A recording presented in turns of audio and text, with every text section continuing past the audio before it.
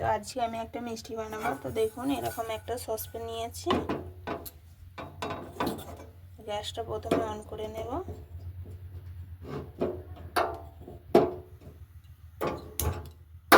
গ্যাসটা অন করে নিয়েছি, একদম কমিয়ে দিলাম,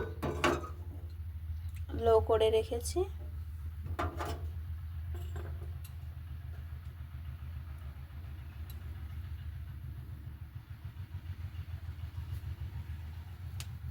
আর দেখুন এখানে নিয়েছি এক বাটি মতো, এরকম একটা ছোট বাটির এক বাটি মতো আটা। এটা কিন্তু ময়দা নয়, এটা একদম আটা। তো আটাটা দিয়ে দিলাম। আটাটাকে আমি ভালো করে ভেজে নেব।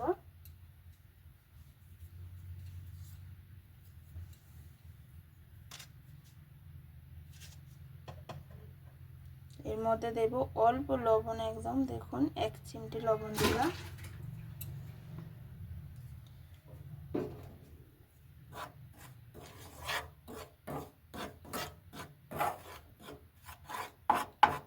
এরকম মাঝখানটা একটু ফাঁকা করে। এবার দেখুন ঘি নিয়েছি, দেবো অল্প একটু ঘি।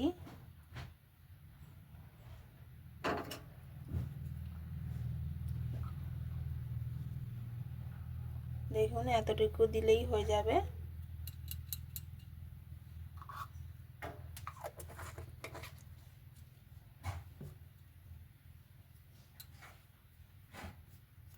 ঘিটা গলতে শুরু করেছে।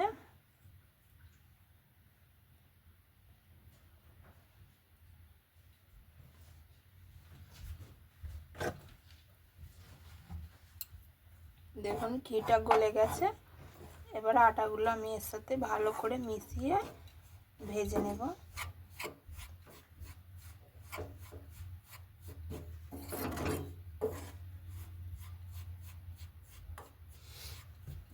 এরকম করে চামচে করে ডেলাগুলো ভেঙে দেব।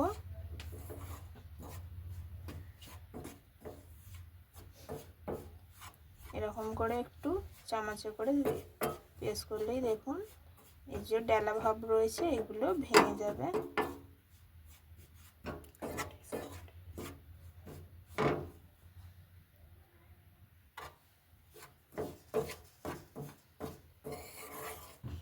দেখুন আটাটা আমার প্রায় ভাজাই এসছে। আমি কিন্তু খুব বেশি লাল করব না।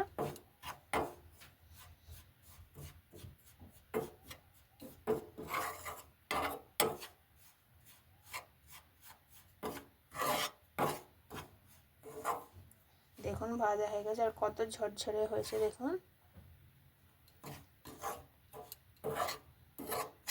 এবার আমি নামিয়ে নেব। গ্যাসটা বন্ধ করে দিলাম।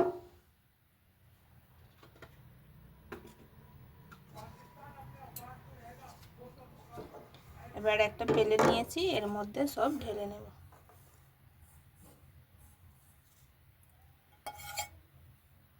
সব ঢেলে নিয়েছি।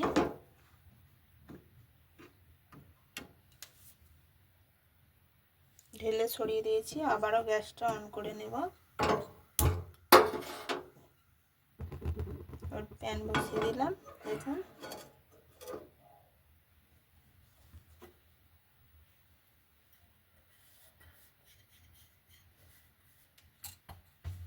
এবার যে বাটিটায় আটা নিয়েছিলাম ওই বাটিটার মাপ করে কিছুটা চিনি নেব।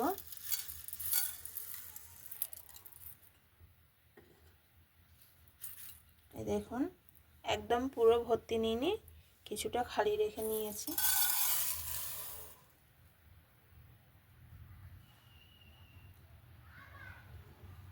এবার দেখুন ওই বাটিটার মাপ করেই কিছুটা জল নেব।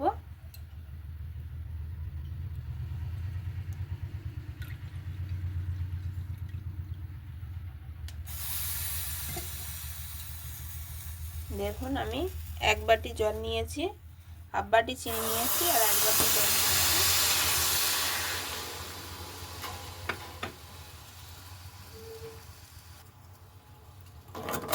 এবার চিনিটা ভালো করে গলিয়ে নেবে জলের সঙ্গে। দেখুন আঁচটা কিন্তু লো রাখবেন, একদম বাড়াবেন না।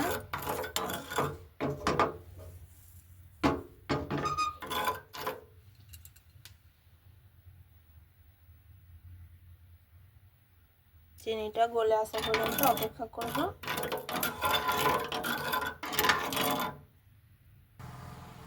দেখুন চিনিটা এখানে গলে গেছে। এবার এই শিরাটার মধ্যে আগে থেকে ভেজে রাখা আটাগুলো অল্প অল্প করে দেব আর মেশাবো যাতে ডালা না পাকিয়ে যায়।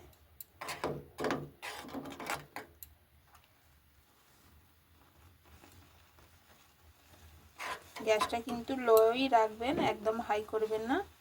সবগুলোই দিয়ে দিলাম। এবার ভালো করে মিক্স করে নেব।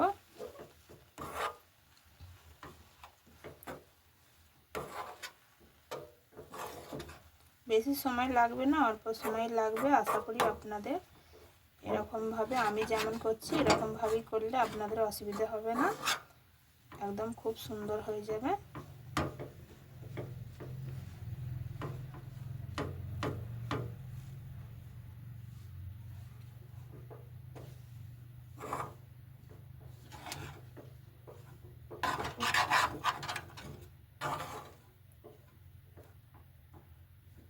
দেখুন হয়ে গেছে, এবার নামিয়ে নেব।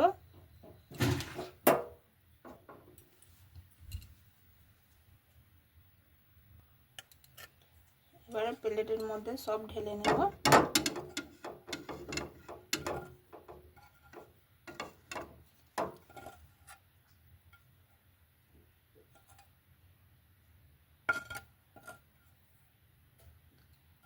এটা হালকা একটু ঠান্ডা হতে দেব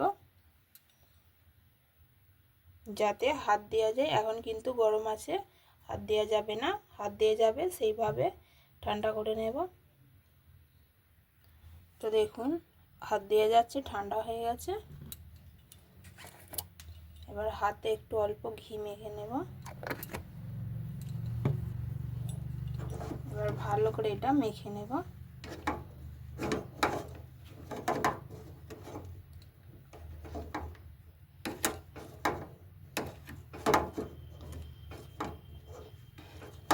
কত সুন্দর মাখা হচ্ছে দেখুন।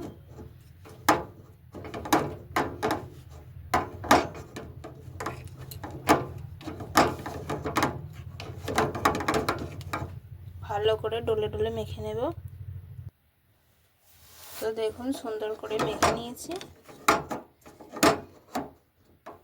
এবার ছোট্ট ছোট্ট বিস্কুটের আকারে করে নেব।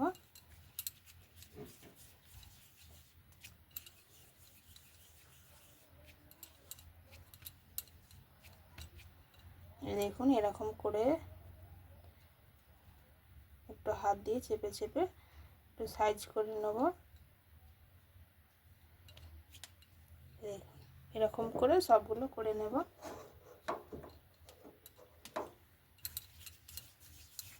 অল্প অল্প লেচি নেব আর এরকমভাবে করে নেব।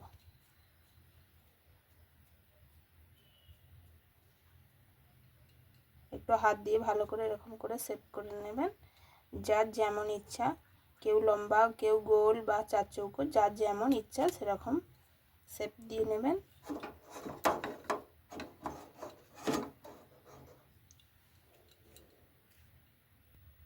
তো দেখুন আমি সবগুলো এরকম গোল গোলভাবেই করে নিয়েছি। দেখুন ছোট ছোট বিস্কুটের আকারে।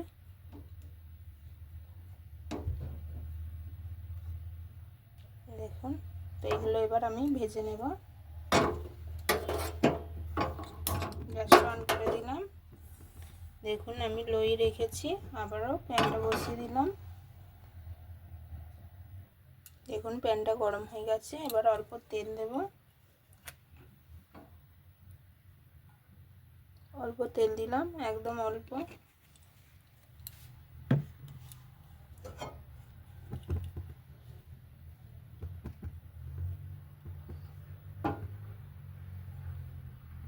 দেখুন অল্প তেল দিয়েছি। তেলটা গরম হয়ে গেছে। এবার আগে থেকে কড়া বিস্কুটগুলো দিয়ে দেব।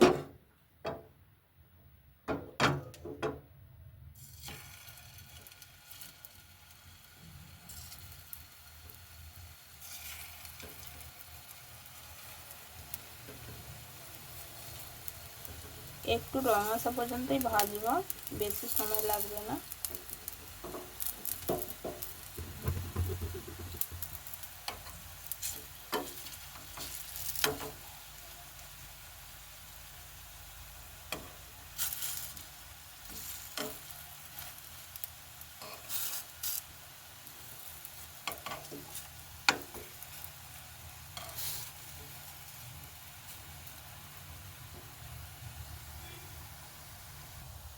তো দেখুন এগুলো ভেজে নিয়েছি।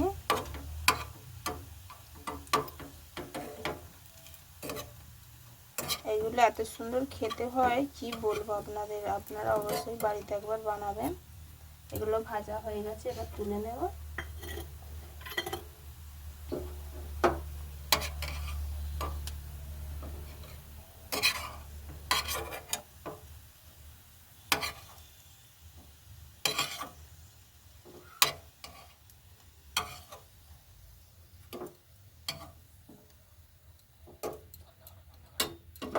দেখুন এগুলো কত সুন্দর লাগছে, আবারও যেগুলো রয়েছে ভেজে নেব। তো দেখুন এইগুলোও আমার ভাজা হয়ে গেল, দেখুন একদম অল্প তেল দিয়ে, আর কত সুন্দরভাবে উঠেছে দেখুন। এগুলোও তুলে নেব।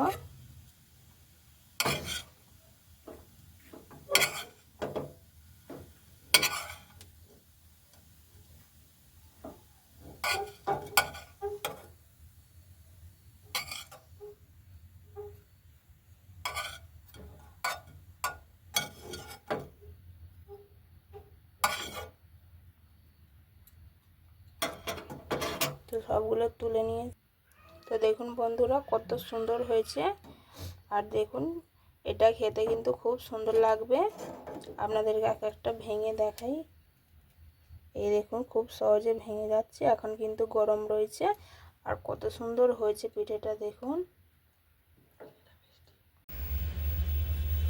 তো দেখুন বন্ধুরা আমি অল্প উপকরণে কত সুন্দর ঝটপট বানিয়ে নিলাম। এই দেখুন আপনারাও কিন্তু বাড়িতে অবশ্যই বানাবেন। আর যে বাচ্চারা রুটি খেতে ভালোবাসে না তারা কিন্তু এটা অবশ্যই খাবে। এতে শুধু আটা রয়েছে, দেখুন কত সুন্দর হয়েছে। অবশ্যই বাড়িতে বানাবেন, আর ভালো লাগলে একটা লাইক একটা কমেন্ট অবশ্যই করবেন। তো আজকের মতো এখানেই ভিডিওটা শেষ করলাম। আপনারা ভালো থাকবেন, সুস্থ থাকবেন।